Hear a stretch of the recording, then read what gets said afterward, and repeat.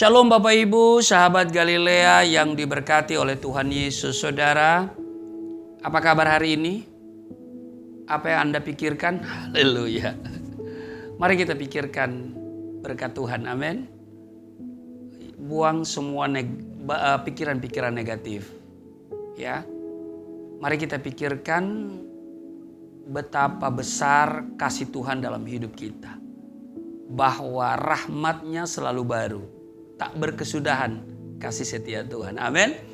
Untuk itu saudara, mari saya ajak kita semua untuk datang kepada Tuhan. Dan kita membaca, merenungkan firman Tuhan sebelum kita memulai seluruh aktivitas hari ini. Mari kita berdoa. Bapa surgawi, Bapa di dalam nama Tuhan Yesus, segala hormat kemuliaan hanya bagi-Mu. Kami datang mengucap syukur buat kasih setia Tuhan.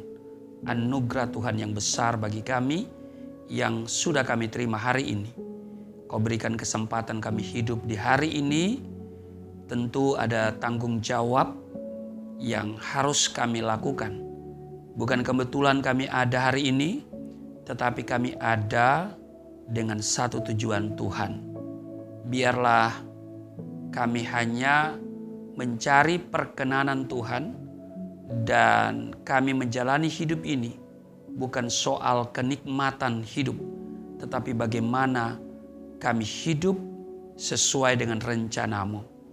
Di dalam nama Tuhan Yesus, haleluya, amin. Nah, saudara, mari kita lihat di Mazmur pasalnya yang ke-142 pada ayatnya yang ketiga. Mazmur 142 pada ayatnya yang ketiga dikatakan begini saudara. Aku mencurahkan keluhanku ke hadapannya. Kesesakanku ku beritahukan ke hadapannya. Saudara, ini doa seorang yang dikejar-kejar. Ya. Kalau kita baca judul perikopnya. Lebih baik saya akan baca secara keseluruhan karena cuma 8 ayat ya saudara ya. Nyanyian pengajaran Daud ketika ia ada di dalam gua, suatu doa. Dengan nyaring aku berseru-seru kepada Tuhan, dengan nyaring aku memohon kepada Tuhan. Aku mencurahkan keluhanku ke hadapannya. Kesesakanku ku beritahukan ke hadapannya. Ketika semangatku lemah, lesu di dalam diriku. Engkaulah yang mengetahui jalanku. Di jalan yang harus kutempuh dengan sembunyi mereka memasang jerat terhadap aku. Pandanglah ke kanan dan lihatlah. Tidak ada seorang pun yang menghiraukan aku.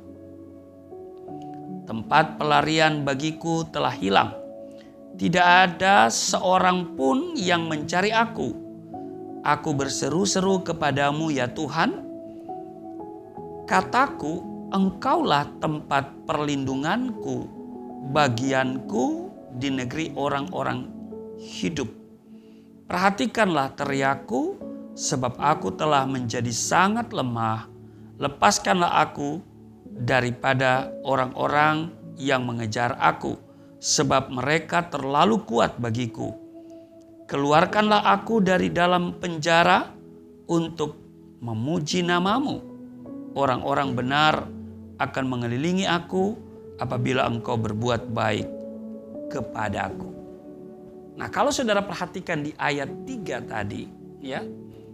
Aku mencurahkan keluhanku ke hadapannya. Kesesakanku ku beritahukan ke hadapannya. Saudara, ketika sedang tertimpa masalah yang rumit dan tentu juga berbeban berat, acap kali kita membutuhkan orang lain untuk berbagi, berkeluh kesah, mengadu, dan membagi beban hidup kita. kita mencurahkan segala unek-unek kita kepada hamba Tuhan misalnya, atau saudara seiman, teman atau sahabat, sehingga hati kita terasa plong atau lega. Iya kan? Ketika ada dalam masalah, kita memang membutuhkan seseorang yang mau mendengarkan curhatan gitu ya. Curhat gitu kan. Ya, curhatan, curahan hati. Iya kan? Nah, saudara, tetapi ada juga ya yang yang enggan dan mungkin malu menceritakan masalahnya kepada orang lain. Ya, semua dia pendam, ya, semua dipendamnya sendiri, dan akhirnya dia pun merasakan beban itu semakin berat untuk dia pikul. Saudara, Daud mengalami hal yang sama. Di Mazmur 39, ya, di Mazmur 39 ayatnya yang keempat, Daud ya mengatakan begini, hatiku bergejolak dalam diriku, menyala seperti api. Ketika aku berkeluh kesah, aku berbicara dengan lidahku. Itu saudara baca ya di Mazmur 39 ya, ayatnya yang keempat.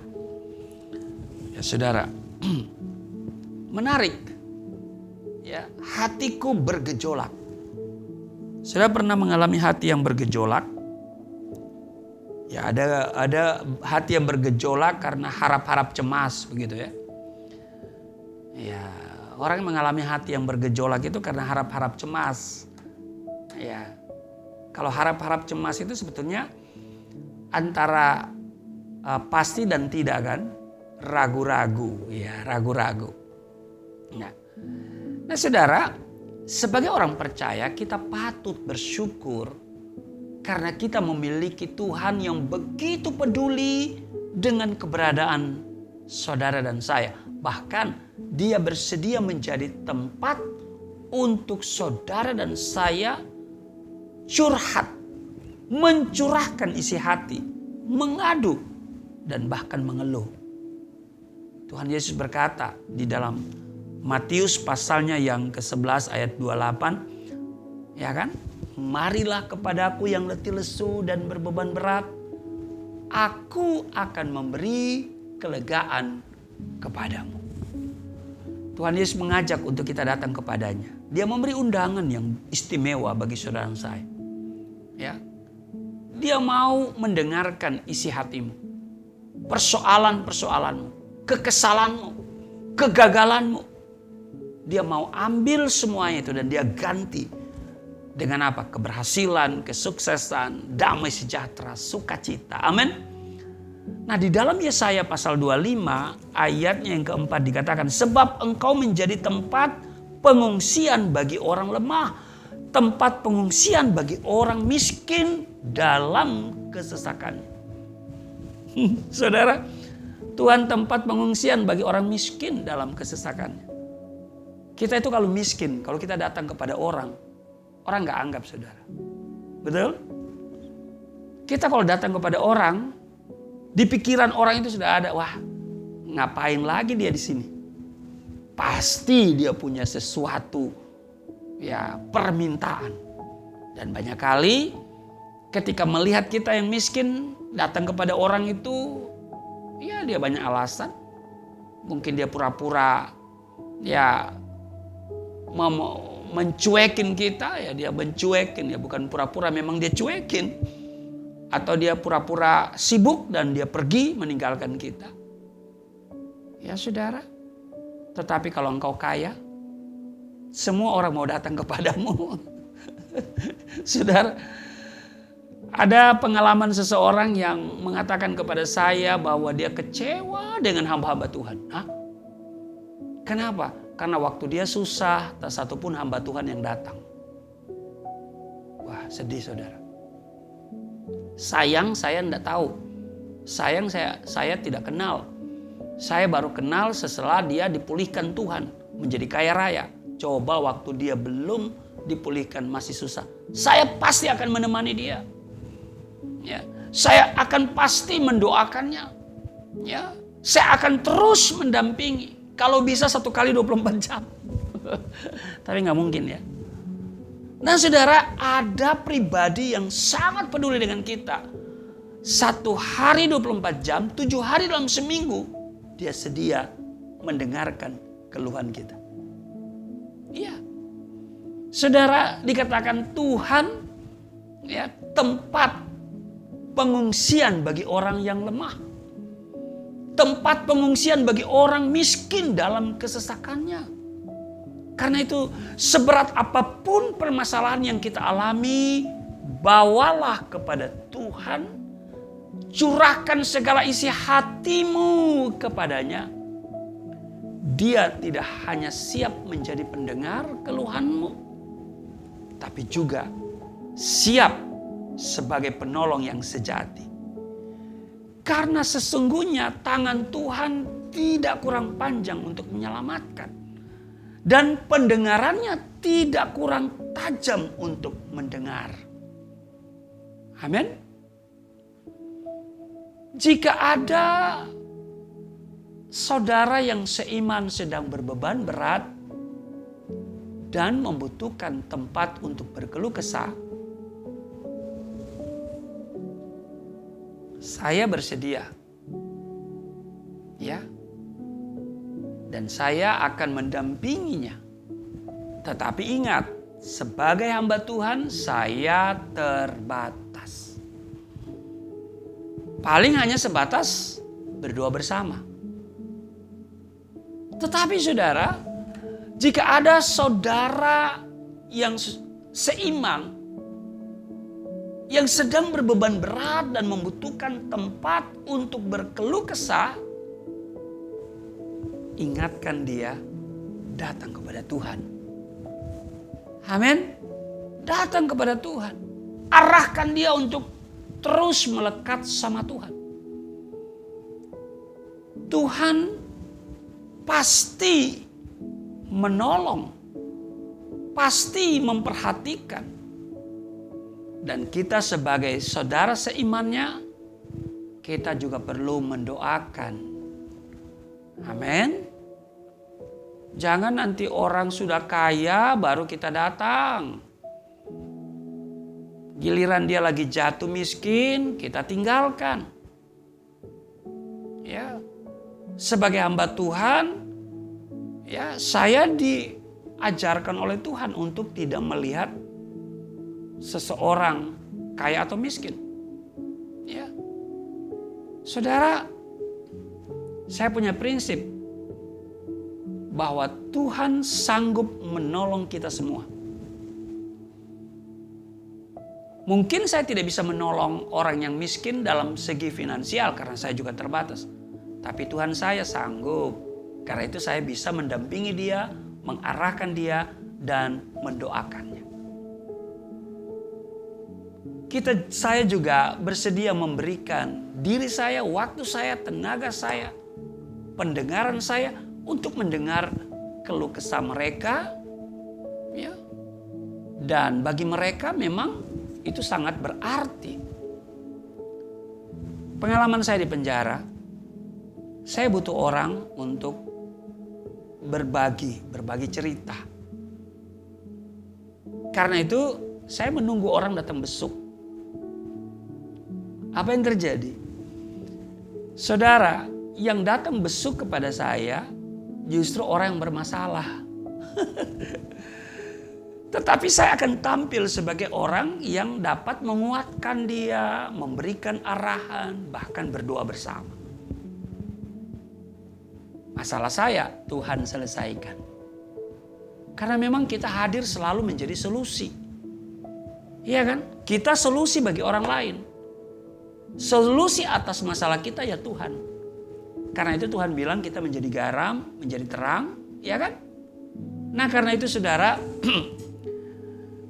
Seperti tertulis dalam Yeremia pasal 33 ayat 3, berserulah kepadaku, maka aku akan menjawab engkau dan akan memberitahukan kepadamu hal-hal yang besar dan yang tidak terpahami, yakni hal-hal yang tidak kau ketahui. Jadi ini yang paling penting. Datang berseru kepada Tuhan. Amin. Berseru artinya berdoa. Berseru dan memanggil namanya. Ya kan? Percaya. Dan apa seterusnya? Dia selalu menghampiri dirimu. Ya kan? Itu lagu Tuhan hanya sejauh doa. Nah sekarang ini Tuhan hanya sejauh jempol juga saudara ya. Jempol, cek. Sahabat Galilea, ya kan? Nah makanya kalau dikirim link sahabat Galilea jangan diabaikan, saudara klik aja. Sebatas jempol atau ini telunjuk. Ya. Begitu saudara pencet, sentuh. Aku rindu Tuhan, aku rindu. Ya kan? Itu istri saya nyanyi itu, aku rindu Tuhan. Seantero dunia itu. Ya, yang mendengar itu lagu saudara ya. Jadi suara istri saya ya walaupun kurang bagus kali ya. Kurang tinggi atau kurang merdu, tapi ini sudah seantero dunia. Itu saya memang pikirkan di awal aku rindu Tuhan, di belakang sesudah khotbah, Bapa kami yang di surga, ya dikuduskanlah namamu, ya datanglah kerajaanmu, jadilah kehendakmu di bumi seperti di surga. Itu mantap saudara ya. Karena itu saudaraku yang kekasih, berserulah kepada Tuhan. Jika engkau berada dalam masalah yang rumit, berbeban berat, saudara membutuhkan orang lain. Tapi yang paling penting saudara membutuhkan Tuhan. Amin. Tuhan pasti memberikan solusi. Karena dia memang sudah berkata, marilah kepadaku yang letih lesu dan berbeban berat, aku memberikan kelegaan kepadamu. Mari kita berdoa. Terima kasih Tuhan, hari ini kami bersuka cita karena ada solusi dari setiap persoalan yang kami hadapi. Engkau adalah solusinya. Engkau banyak cara untuk menolong kami. Bahwa pendengaranmu ya, akan selalu tertuju kepada kami.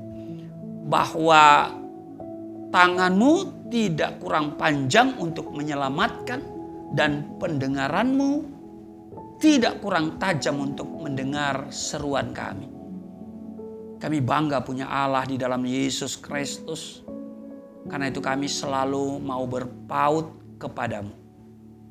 Tolonglah mereka yang berbeban berat. Tuhan mengenal setiap sahabat Galilea, apa yang mereka doakan. Apa yang mereka gumuli, Tuhan jawab semuanya. Seluruh sahabat Galilea yang selalu setia mengikuti firman Tuhan ini. Biarlah firman yang mereka dengar itu akan bertumbuh, berakar dan berbuah di dalam mereka. Berkati juga seluruh subscriber Galilea Network dan seluruh jemaat Galilea Community of Christ. Diberkati semuanya hari ini, beroleh kemenangan karena target Tuhan dalam hidup kami, hidup berkemenangan. Di dalam nama Tuhan Yesus, haleluya, amin.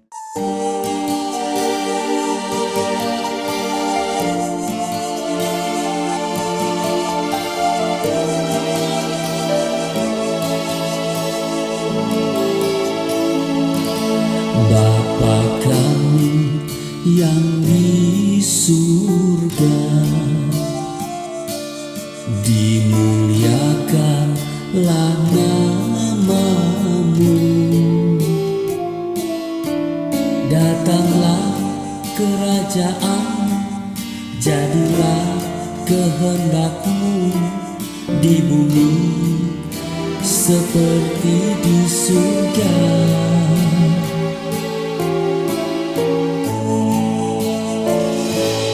Berikanlah kepada